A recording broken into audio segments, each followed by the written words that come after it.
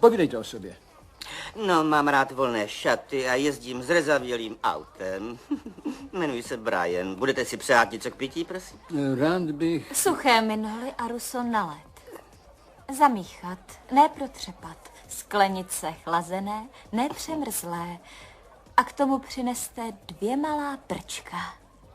Hned jsem zpátky. Kdo vlastně jste?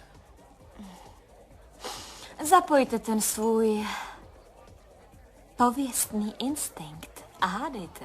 Takže máte 21 šnaucer s tlumičem Gnap, jakou používá KGB. Umíte jezdit z OT a střílet z AK. Máte výcvik NSA, ID CIA, máte titul PhD z NYU. Vaše IQ jste vyměnila za BMW. Na CD posloucháte R.E.M. a STP.